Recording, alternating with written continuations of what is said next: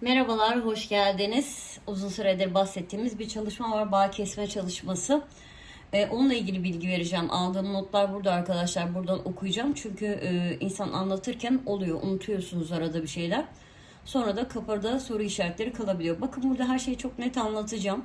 Ve konumuzun bağ kesme çalışması olduğunu hatırlatmak istiyorum. Yani konumuz şu anda çakralar, o çakraların nasıl işlediği veya işte çakralarda bir problem varsa nasıl düzeltileceği değil, bağ kesme çalışması.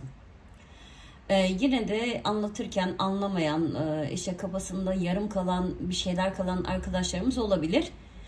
O zaman da şunu rica ediyorum. Anlayan arkadaşlarımız yorumlar kısmına bir baksın. Diğer arkadaşlarına yardımcı olsun. Birbirimize böyle yardım edelim, kenetlenelim istiyorum. Şimdi ben buradan okuyacağım. Sonra uygulamayı da göstereceğim. Uygulamada hosteslerim Barbiler. Bu iki arkadaşla da hani bağ kesme çalışmasını gözünüze canlandıramıyorsanız nasıl olacağını göstereceğim. İşte yine çakraların yeri. Çünkü çakralarla bağ kesme çalışması yapacağız ki ben de pek çok şey denedim bağ kesme konusunda. En etkilisini buna buldum. Tabii çalışma bana ait değil. Anonim ve kim yapmış, kim hazırlamış hiç bilmiyorum. Ama sonuç aldım mı aldım.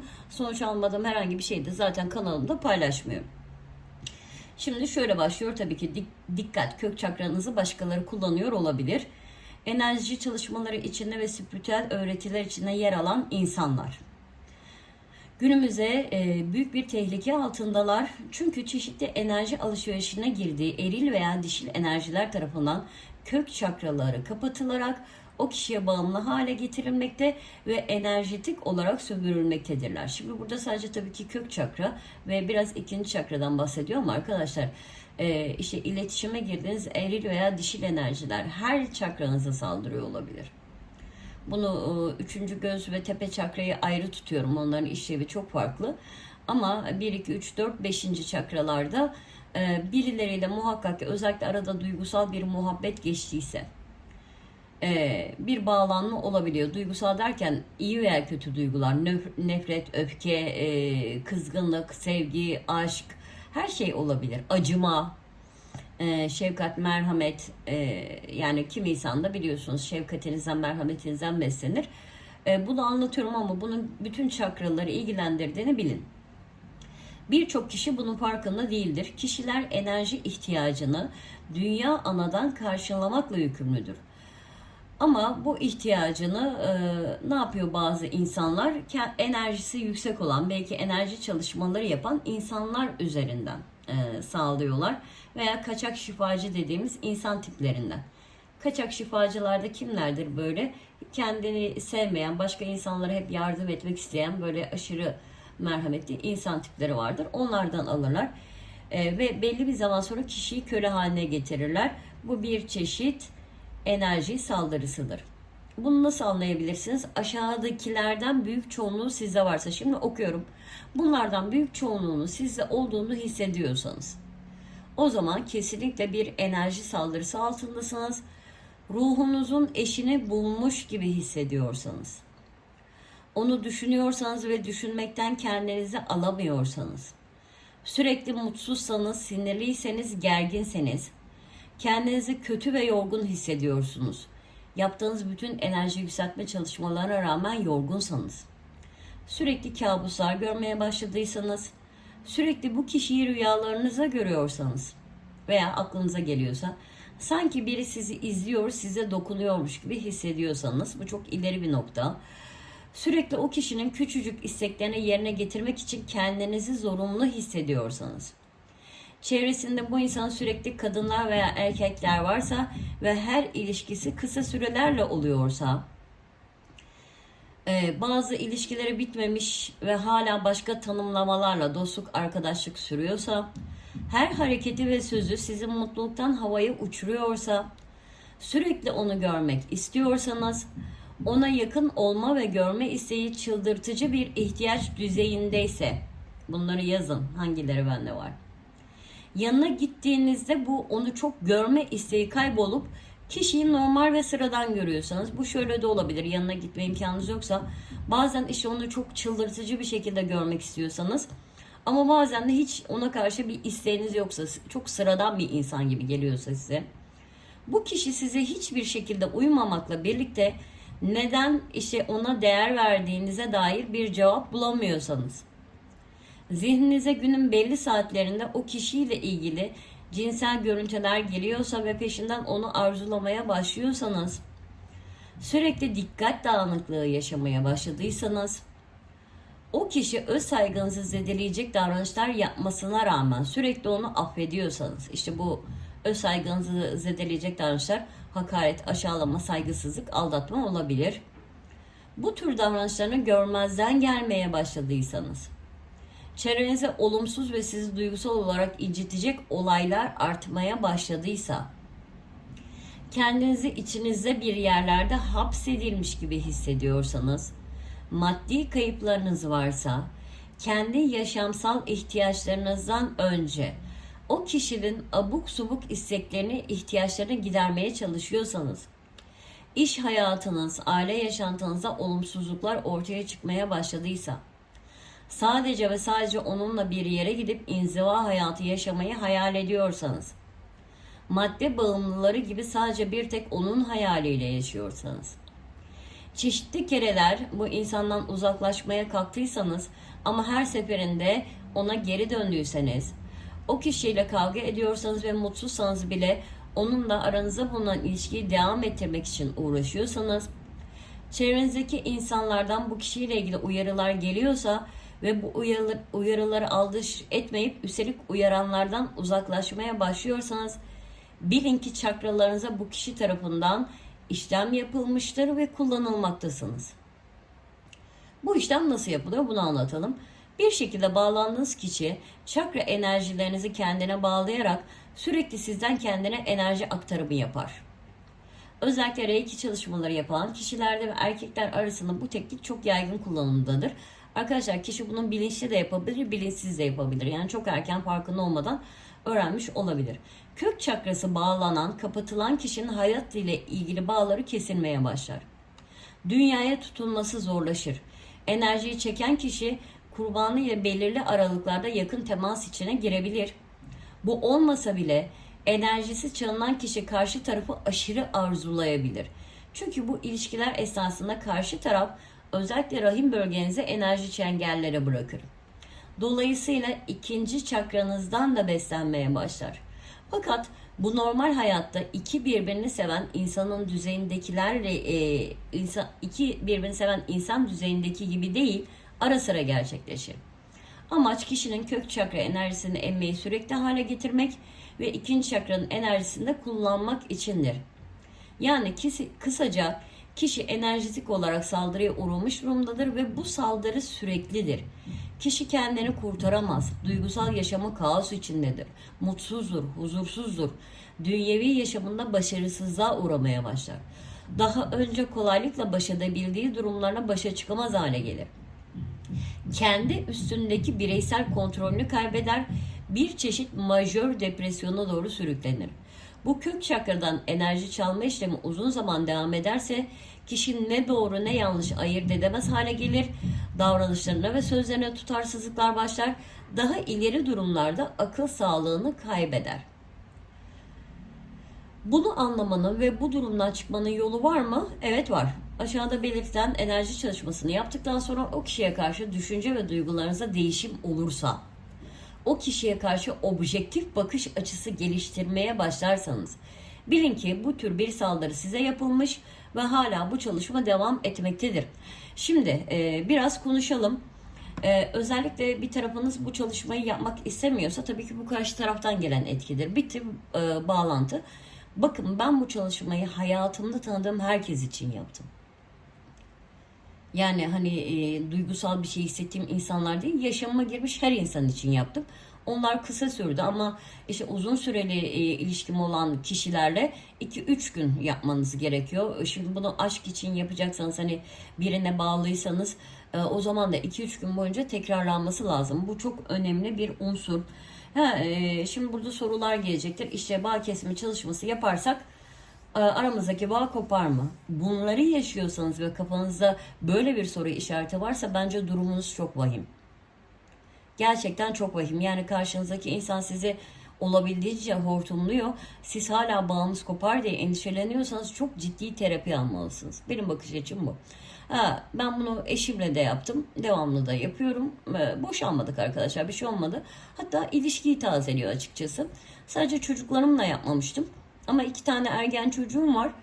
Böyle bir son zamanlarda çok azıtıp kudurdular böyle.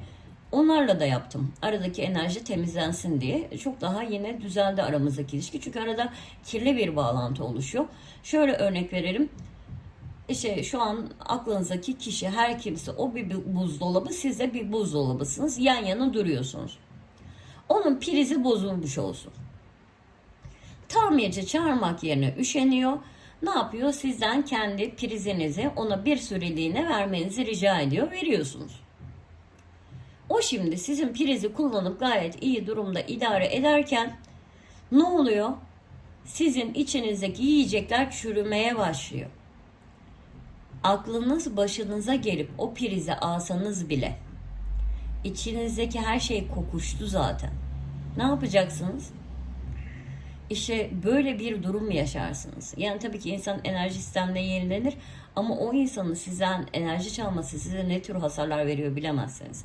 Çünkü çakralarınıza problem ortaya çıkmaya başladıktan sonra tabii ki bu fiziksel organlarınıza da yansır. Yani hastalığınızı, mutluluğunuzu, ilişkilerinizi, sağlığınızı kaybedersiniz. Paranızı kaybetmeye başlarsınız. Zaten hani diyorum ya, bağ kestim, her şey tamamen koptu diyorsanız arkadaşlar, o insanda zaten aranızda hiçbir şey olmamıştır. Sadece enerjinizi çalmıştır. Olacağı da yoktur. Ama ne yaparsanız hiçbir şey olmayacak bir insana bir de kendi dünya enerjinizi vermezseniz yaşamınızı veriyorsunuz. Ve sizden aldığı enerjiyle bu insan hayatına devam ediyor olan size oluyor. Yine de kafanızda bir soru işareti varsa lütfen yapmayın. Ondan sonra işte bağ kesme çalışması yaptım da her şey daha kötüye gitti de başta öyle olabilir, öyle gözükebilir. Bu sadece kendini korumak isteyen, kendi enerjisini kendine almak isteyen aklı başında insanlar için verdiğim bir çalışmadır. Geri kalanlar beni ne yapmıyor? İlgilendirmiyor. Ben sadece bu insanlar için bunu yapıyorum. Artık kurtulmak istiyorum diyenler için 2-3 gün yapın. İşte bu insanla temasınız devam ediyorsa her görüştükten sonra muhakkak yapın. O insanla yaşadığınız her şeyi düşünerek bu çalışmayı yapın. Ne yapıyoruz? Oradaki enerjiyi temizliyoruz arkadaşlar. Şimdi tabii ki çakralarla bağları koparacağız. Çakralar nerede? Arkadaşlar kök çakramız cinsel organlarımızla anüs arasında ve aşağı dikey bakar. Şöyle. Kadınlarda sola doğru, erkeklerde sağa doğru döner. İkinci çakramız göbeğin 4 parmak altındadır. Yerini bilmeniz lazım bu çalışmayı yapmak için. 4 parmak koyuyorsunuz göbeğinizin oraya. Orada nasıl dönüyor? Şöyle dönüyor. Kadınlarda sağa doğru, erkeklerde sola doğru. Kadınlarda böyle, erkeklerde böyle. Kök çakranız kırmızıdır. İkinci çakranız, yani paracinsellik aşk çakranız turuncudur. Göbek çakramız bizi korur aslında enerji saldırılarından, ama bu kadar enerji saldırısına maruz kalınca orası sadece korunma enerjisi üretmeye başlar. Çakranız aşırı derecede büyür ve burası sadece kendini korunmaya harcadığı için üst çakralarla alt çakralar bağlantıyı yitirir. Yani aşkla tutkuyu veya bağımlılığı birbirine karıştırmaya başlarsınız. Burası önemlidir, dönüştürücüdür göbek çakrası çünkü. Ama orada bir problem olduğunda artık bilgiler birbirine karışır. Göbek çakramız burada, solar plexus çakra. Aynı zamanda burası bizim eyleme geçmemizi sağlayan çakradır. Mesela ikinci çakramız paracinsellik aşk dedik. Para ile ilgili bir fikriniz var. Bunu eyleme geçirecek olan sizin göbek çakranızdır. Rengi sarıdır. Ne oluyor? Kadınlarda sola doğru, erkeklerde sağa doğru döner. Önde ve arkada uçları vardır. Omurilikte birleşir. Yani böyle bir çiçek görünümü vardır çakralarda. Kalp çakrası burada tam iki göğsün ortasında oluyor sevgili arkadaşlarım. Rengi yeşildir. Kadınlarda sağa, erkeklerde sola döner. Ve boğaz çakramızda boğazın tam ortasında bulunur. Rengi mavidir. Az önce ne dedim hatırlamıyorum. Yani kök çakradan itibaren sağ sol olarak erkek ve kadında değişiyor. Kadınlarda bir saniye. Kadınlarda sol, sağ, sol, sağ, sol. Kadınlarda sola döner, erkeklerde sağa döner.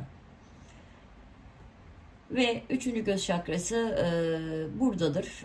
Ben bütün çakralarımla bağ kesme yaptım ama ilk 5 çakra yeterli. İki kaşın ortasından 2 parmak yukarı çıktığınızda üçüncü göz çakra yerinizi bulursunuz. Tepe çakrası da tam tepededir gerçekten. Yukarı açılır, tek uçludur. Kök çakrası da tek uçludur, yere açılır ve tepeye bakar. Bunların yerini bilmeniz önemli çünkü yapacağımız çalışmada şimdi ne yapacağız? O kestikten sonra çakraları tekrar omurilik bölgesine çekip yukarı enerji temizlemesi yapacağız. Bunun için önemli bunu bilmeniz. Evet, insanlarla aranızda nasıl bağlantılar oluşuyor? Atıyorum kök çakra bağlantısı. Şöyle yapalım. Böyle o insanlar aranızda bir kablo varmış gibi düşüneceksiniz. Şöyle mesela kök çakra bağ kesme yapacağız. Kırmızı bir kablo var arada. Ne yapıyoruz? Altın bir makasla tam ortasından kesiyoruz. Tamam mı? Bazen daha yakın, daha uzak hissedebilirsiniz. Arada hayal edeceğiz. Şimdi bağlantı kesme çalışmasından başlıyoruz. Rahat bir yere oturun veya uzanın.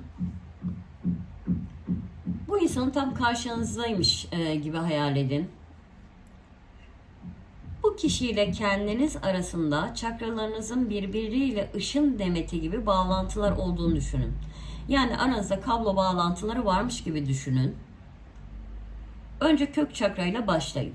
Kişiyle karşılıklı birbirinize kırmızı kablo gibi bir uzantı olduğunu görün. Bu kırmızı kabloyu ortasından kesin ve bağlantıyı koparın. Kendi kök çakranızdaki kırmızı uzantıyı, şimdi koptu ya bağlantı. Ne yapıyoruz? Bu kırmızı uzantıyı içeri çektik. Omurilik boyunca bu kablonun yukarı doğru gittiğini, yani içe çektim kabloyu. Omurilinizden yukarı doğru çıkarak tepenizden çıkarın o kırmızı ışın demetini ve kaynağı, yani İşte neye inanıyorsanız Tanrı, evren, Nirvana, Allah bağlayın. Aynı işlemi ikinci çakra için yapıyoruz. Rengi turuncu.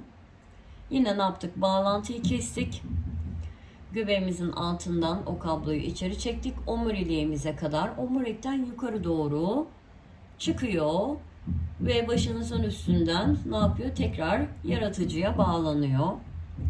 Üçüncü çakramızın rengi sarı. Ne yaptık yine? Bağlantıyı kopardık altın makasla. İçimize çektik. Omurilik boyunca ne yaptık? Bunun yukarı doğru çıkıp tepenizden yukarı fırladığını, fışkırdığını ve yaratıcıyla bağlandığını yine düşünüyorsunuz veya hayal ediyorsunuz. Aynısını kalp çakrası içinde yaptık. Aldık, kestik. Buradan içeri girdi, omuriliğimize bağlandı ve tepeden yukarı çıktı. Ve yine aynısını boğaz çakrasına geçiyoruz. Mavi rengi, açık mavi bir renk. Kestik. Kalp çakrası yeşil bu arada arkadaşlar. Girdi buradan, zaten omuriliğin son uzantısıdır burası. Buradan omurilik boyunca yukarı çıktı.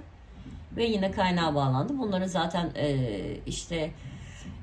alın çakrası ve tepe çakrasının omurilikte bir bağlantısı yok arkadaşlar. Onlar tamamen beyinle ve kafayla bağlantılı. Bitiriyoruz çalışmayı. Yani çok istiyorsanız buralarda da bazı insanlar da mesela görünüzü çalabilir. Kesin bağlantıyı. İçeri alın, yukarı yollayın. Evet, bunu böylece bitirdik. Bütün çakraları kestikten sonra kaynaktan size beyaz bir ışın sütunu geldiğini hayal edin. Yani yukarıdan bembeyaz bir ışık sütunu iniyor üstünüze. Tepenizden giriyor. Bütün çakralarınızı beyaz bir ışıkla temizleyip kök çakradan ne yapıyor? Dünyanın merkezine gidiyor. Ve orada o bütün negatif enerjiler temizleniyor ve dünyaya faydalı olacak bir şeylere dönüşüyor. Mamaya kadar gidiyor yani. Evet, hem ne yaptınız? Çakralarınızı temizlediniz, bir bağlantı temizlediniz. Evet, kök çakrayla mahmaya bağlandığınız için de topraklandınız. Topraklanmak önemlidir. Devamlı yapmak gerekir. Bu işlemi ne yapacağız? İşte bir insanla böyle çok yoğun sorunlar yaşıyorsanız 2-3 gün tekrarlayın. Arada birliktelik oluyorsa bu insanla her seferinde peşinden bu çalışmayı yapın. Söylediğim gibi ben hayatımdaki herkes için yaptım bunu. Tanıdığım ve sonra bir de belki de tanımadığım insanlar, aklıma gelmeyen insanlar var. Onları da böyle hani yüzsüz silüetler olarak hayal ettim. Böyle gölgenin içinde. Hepsiyle topluca bir bağ kesme çalışması yaptım. Çünkü spiritüel bir seans almışım ve orada bana yüzlerce yere farkında olmadan enerji akıttığım söylendi. Hatta çok şaşırmışlar, yani nasıl hayatta kalıyorsun ki, kök çakram zaten gittiğimde tamamen kapalıydı. Ki yoğun depresyonlar içindeydim, hayattan hiç zevk almıyordum. Hep ölmeyi diliyordum, yaşamak istemiyordum. Aynen şu noktadaydım, alın yani, alın ne alacaksanız alın gidin. Sanki ve karşılaştığım herkes sanki benden bir şeyler almak istiyordu. Bir şekilde biliyorlardı, bir şekilde geliyorlardı. Ve enerji patlaması yaşadığım zamanlarda da bu çok olur bakın. Biri muhakkak çıkar. Böyle beni sinirlendirecek bir şey yapar. Yine de söyleyelim, hangi duygular hangi çakramızda ne akıtıyor? Öfke ve korku kök çakranızdan karşı tarafa enerji yollar. Utanç ikinci çakranızı bozar. Herhangi bir saldırı üçüncü çakranıza saldırı olarak, bilinçaltınızın saldırı olarak kabul ettiği her şey üçüncü çakranızda problem yaratır. Karşılıklı sevgi beklentisi dördüncü çakranızı bozar ve bunların hepsi bir şekilde iletişimle olduysa boğaz çakranızda yine hasar alır.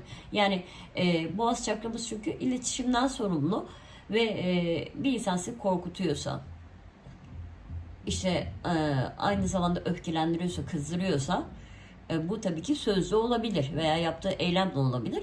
Ne oluyor? Bir iletişim alıyorsunuz. Boğaz çakranızda bir problem ortaya çıkıyor. Bunlar ana duygulardır ve çakraları güçlü bir şekilde etkiler. Yani atıyorum kök çakranızda sorun varsa, çok öfkeli bir insan olabilirsiniz muhtemelen. Aşırı öfkeli, aşırı fevri ve yaşamdan kopmak, ev mülk sahibi olamamak, evlenememek, çocuk sahibi olamamak gibi sorunlar yaşarsınız. İkinci çakra cinsel sorunlar, para sorunları. Mesela para çok gelse bile asla paranın kalmaması. Doğru düzgün ilişkiler yaşayamamak, hep sorunlu ilişkiler yaşamak ikinci çakrayla ilgilidir. Üçüncü çakra daha çok fazla, eğer oranın savunmasında bir problem olduysa, ya aşırı savunmacı bir insan olursunuz. Çünkü artık her şey bozulmuştur, her şey tehlike olarak algılar. Ve kilo alımı yapar. Yine üçüncü çakra kendini savunmak için çok büyüdüğünde kilo almaya başlarsınız. Aşırı kilo vermekte yine söz konusu olabilir ama daha çok kilo alma. Çünkü oranın olayı utanç. Utandığınız bir şeyden ne yapıyorsunuz? Kendinizi korumak istiyorsunuz. Korunmak için de insan kilo alabilir. Bu fiziksel bir şeye dönüşüyor artık çakralar bozulduktan sonra. Çok büyüyebilir. Ve çok fazla enerji saldırısına da maruz kalıyor olabilirsiniz bu arada. Çabuk nazara gelmek gibi. Kalp çakrası, söylediğim gibi, zaten kalp çakrası bozulduğunda sevgiyi tamamen yanlış yorumlarsınız. Açıkçası. Ve karşılıklı sevgi ise bize buna sebep olur. Tabii ki bütün travmaların %99'u ebeveynlerden gelir. Mesela iyi bir şey yaptığınızda veya ödevinizden iyi not aldınız, ödüllendirildiniz, bir şey almadınız ama size kızıldı. Bu işte aslında çocukta şöyle bir duygu uyandırıyor. Kötü bir şey yaptığında beni sevmiyorlar, o zaman iyi bir şey yapmalıyım. Sonra hayatınız boyunca biri beni sevsin diye durmadan bir şeyler yapıp durursunuz. Bu çok basit bir örnek. Ve bu böyle devam eder. Kötü iletişim, ebeveynin işte çok bağırması, çok azarlaması ve aşırı mesafeli olması boğaz çakranıza yine problemlere sebep olur. Çok fazla iletişim sorunu yaşarsınız. İletişim sorunu yaşadığınızda şöyle anlarsınız. Özellikle telefonlar çok bozulur arkadaşlar. Telefon sorunları. Yanlış anlaşılmak. Yani bir şeyi siz söylerseniz karşıdaki çok yanlış anlar. Onun da çakrasında sorun vardır tabii. Kendinizi doğru ifade edemezseniz, bir şey söylemek istersiniz ama o çok yanlış bir yere gider. İnsanlar sizi hep çok yanlış anlar.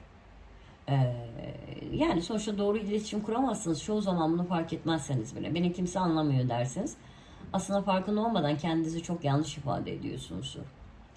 Hele böyle telefonlarınız çok düşük kırılıyorsa, iletişim aletleriniz çok ciddi bir 5. çakra problemimiz var demek. Yani öyle yanlış iletişimler içindesin ki iletişimlerin kopuyor.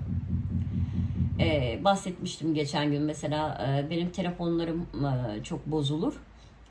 Mesela telefonda dışarıdan ses gelmemesi. Artık kimseyi duymak istemiyorum. Sizin sesinizin gitmemesi. Beni kimse duymuyor. Veya kimse beni duymasın. Benim mesela kapı diyafonum hep bozulur. Tabii çok rahatsız oluyorum çok fazla arama gelince. Ama şimdi okullar başladı. Yani önemli bir konu oluyor. Kargo bekliyorum falan. Dış kapınınki çalışıyor.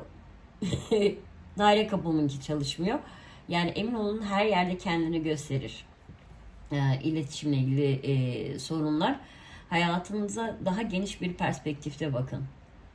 Nerelerde sorun varsa illa bu şey olmak zorunda değil. Bu şu demek, duygusal ve ruhsal sorunlarınız artık hayatınızda fiziksel olarak ortaya çıkıyor demek. Hani bir şey çok fazla tekrarlanıyorsa karşınızda. Tabi bazen şimdi yorumlar geliyor arkadaşlar. Şimdi bunları cevaplayamam. Herkes kendi yorumlamalı belli şeyleri. Benim hayatımda şu oluyor. Ne demek acaba? Yani birbirinize de yorum yapabilirsiniz ama daha çok bunu artık biraz düşünmeniz gerekiyor. Bir şeyi çok yaşıyorsanız ne olabilir acaba? Çünkü bu herkeste farklıdır. Yani nasıl bir rüya tabirine bakıyorsunuz, bir sürü yorum görüyorsunuz. Niye? Herkesin hayatında farklı bir yansıması var. Yani bir elmayı hepimiz aynı şekilde yorumlayamayız. Sizin yaşadığınız sorun da muhakkak ki sizin hayatınızdaki bir hikayeyle ilgili. Benim hayatımdaki bir hikayeyle ilgili değil. Mesela çok söylenen bir şey vardır. Kan rüyayı bozar. Hayır, benim kan gördüğüm rüyalar, içine kan olan gördüğüm rüyalar bir hatadan haber verir. Ya ben bir hataya düşmek üzereyimdir ya da çevremdeki insanlar fena halde hata yapıyordur. Bana böyle haber verir. Ama sizin için çok farklı olabilir anlamı. O yüzden yaşamınızda gördüğünüz şeyleri yorumlamaya çalışın. Mesela devamlı kağıtlarla ilgili sorun yaşıyorsunuz. Kağıdın hayatınızdaki anlamı nedir? Bu önemli. Mesela kağıt, kitap benim için çok değerli bir şeydir. Ben çok severim. Aynı zamanda bilgi kaynağımdır. Kitaplarım hasar görmeye başladıysa bilgilerimle ilgili bir problem olduğunu görürüm. Bir problem var kitaplarımın başına ne geldiğiyle de ilgili. Bilgilerime mesela kitabım yanıyor mu? Bilgilerim kayboluyor. Bir zarar geliyor. Kitabımın üstünde lekeler mi var? Yanlış bilgileri öğreniyorum. Yani yorumlamayı biraz bu şekilde yapmanız lazım. Çalışmam bu kadardı. Bir tane daha var ama onu geçmişi değiştirme yönteminde anlatacağım arkadaşlar. Geçmiş değişir mi? Elbette ki değişir. En azından oradaki o negatif enerji değişir. Ve o geçmişteki hikayeyi tamamen değiştirerek şu anınıza ve geleceğinize yeni bir şeyler inşa edebilirsiniz. Bu kadar da anlatacaklarım umarım yardımcı olmuştur. Bu tamamen zaten yardımcı olsun diye çekilmiş bir video. Özellikle kanalımı takip eden aboneler için, yani bunu inkar etmeyeceğim. Çünkü ben anlatımlarımda, tarot anlatımlarımda sıkça bağ kesme çalışması yapın diyorum. İnternette de çok kaynak var ama bazıları özellikle benden bunu dinlemek istedi. Ben de en çok sonuç aldığım yöntemi sizlerle paylaştım. Söylediğim gibi isteyen yapsın. Yani herkes her şey herkese aynı sonuç vermez. Bu tamamen kendini artık insanları sömürüsünden kurtarmak isteyen kişiler için. Bir tarafınız istemiyorsa yapmayın, sömürülmeye devam edin. O sizin kendi bireysel seçiminizdir. Hiç kimsenin seçimlerine müdahale edemeyiz. Sevgilerimi iletiyorum. Kendinize iyi bakın. Hoşçakalın.